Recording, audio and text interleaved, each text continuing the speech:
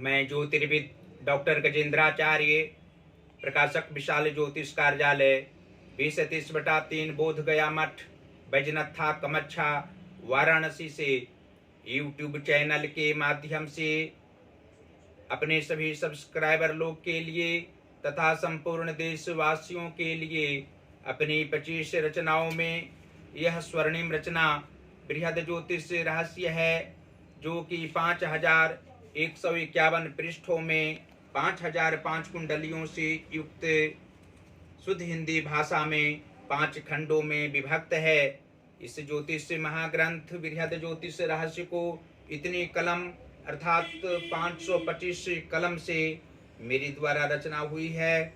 आज आप लोगों को जन्म कुंडली के चतुर्थ भाव में सूर्य और शुक्र ग्रह को बैठने का फल स्पष्ट शब्दों में दर्शाने जा रहा हूँ।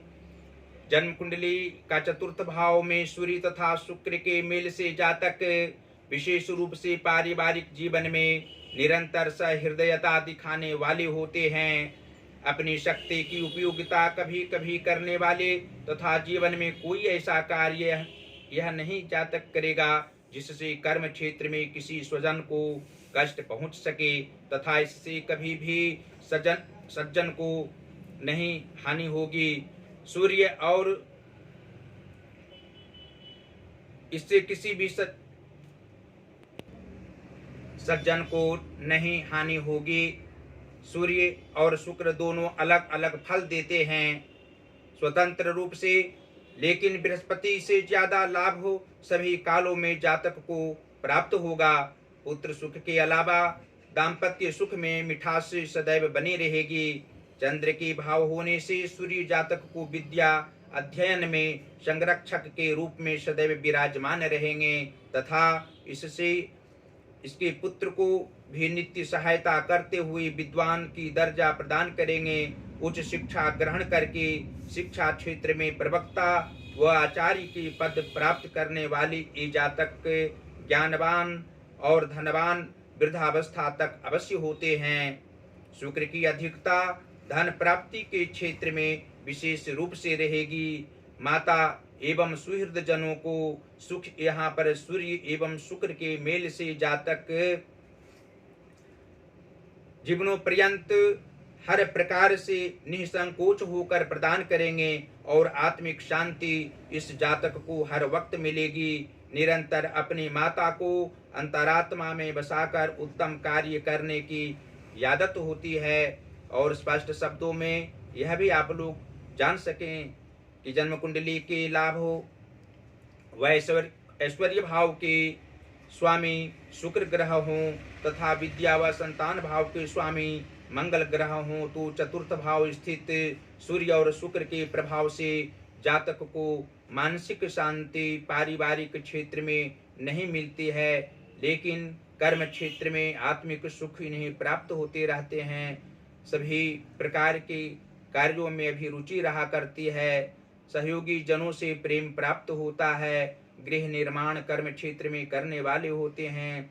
इनका पुत्र इनके समान बुद्धिमान होना, उसी अनेकों प्रकार के कार्यों में भी मन लगना स्वाभाविक बात होती है। पुत्र सुख होने से इनको आत्मिक खुशी वृद्धावस्था में भी होती रहती है। और जन्म कुंडली के कर्म भाव के स्वामी मंगल ग्रह हों तथा धन भाव के स्वामी सूर्य ग्रह हो, तो चतुर्थ भाव स्थित सूर्य और शुक्र के प्रभाव से जातक को अधिक मन व्यवसाय के क्षेत्र में लगता है। नौकरी भी इन्हें करनी पड़ती है। नौकरी का योग सबसे पहले आता है, उसके बाद मन इस क्षेत्र में कम लगना स्वाभाविक लक्षण होता है। लेकिन व्यापार के क्षेत्र में अधिक धनोपार्जन करने वाले होते हैं। इनके विचारों पर चलने वाले इनके सहायक गण होते हैं। इन्हें धन सुख अवश्य ही सभी अवस्थाओं में होता है। धनाभाव अंत अवस्था में भी नहीं रहता है। और जन्म कुंडली के भाग्य स्थान के स्वामी गुरु बृहस्पति हों तथा मातृभाव के स्वामी शुक्र ग्रह हों और सूर्य तथा शुक्र इसी भाव में विराजमान हों, तो जातक को आत्मिक सुख भाग्योदय होने पर होता है। इनका भाग्योदय 22वें वर्ष के उपरांत होना स्वाभाविक बात होती है। आयु के 38वें वर्ष के उपरांत मुख्य रूप से धनोपार्जन करने वाले ये जातक गृह निर्माण करने वाले तथा आत्मिक सुख सभी क्षेत्रों में प्राप्त करने वाले होते हैं। सामाजिक प्रतिष्ठा इन्हें प्राप्त होती है। और जन्म कुंडली के सप्तम भाव के स्वामी शनि ग्रह हों तथा लग्नेश चंद्रमा हों तो चतुर्थ भाव स्थित सूर्य और शुक्र के प्रभाव से जातक को निश्चित रूप से अनेकों प्रकार के कार्यों में धन प्राप्ति होना और धनोपार्जन के लिए धन व्यय करना भी इनका लक्षण होता है। ये अधिक परिश्रम करने वाले होते हैं। इनको मित्र सुख अवश्य ही होता है। इनकी आयु भी लंबी होती है। धन व्यय करने वाले होते हैं। और अंत में यह भी जान सकते हैं कि जन्म कुंडली की 6वें भाव की स्वामी गुरु बृहस्पति हों तथा 8म भाव की स्वामी शनि ग्रह हों तो चतुर्थ भाव स्थित सूर्य और शुक्र के प्रभाव से जातक को अनेकों प्रकार के कार्य अधिक रूप में मध्यावस्था के उपरांत सहायक जनों के साथ करने पड़ते हैं। अंत अवस्था में भी कार्य करने वाले होते हैं। और कुंडली के नीच भावों में यदि पाप सूर्य उच्च ग्रह बैठे हों और उच्च भावों में पाप ग्रह बैठे हों तो चतुर्थ भाव स्थित सूर्य और शुक्र के प्रभाव से जातक को आत्मिक कष्ट का अनुभव नहीं हो, मानसिक कष्ट नहीं हो, आर्थिक परेशानी नहीं हो, उसके लिए भगवान शिव की आराधना अवश्य ही करनी चाहिए।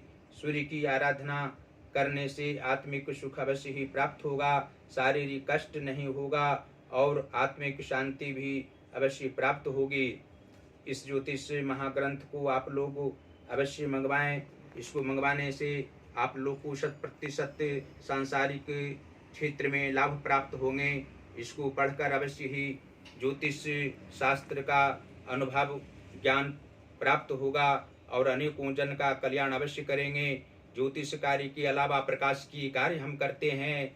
हिंदी का पुस्तक हो, संस्कृत का पुस्तक प्रकाशित कराना हो या इंग्लिश का बुक प्रकाशित कराना हो, आप लोग अवश्य ही हमसे संपर्क कर सकते हैं और आप लोग का पुस्तक यथा समय पर शीघ्र ही प्रकाशित करके दिया जाएगा। आप लोग हमसे सीधा संपर्क कर सकते हैं।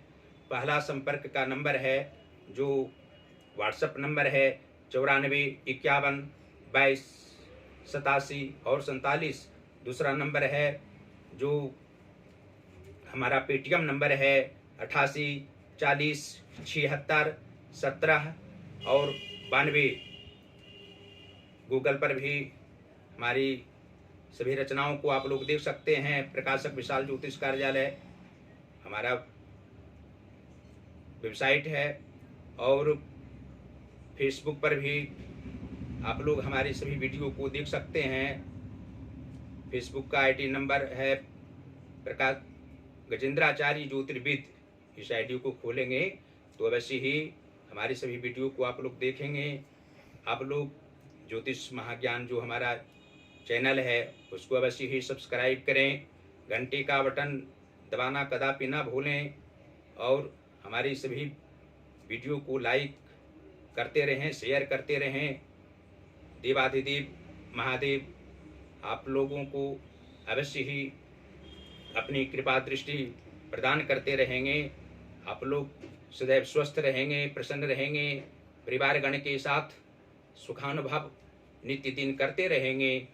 धन्यवाद।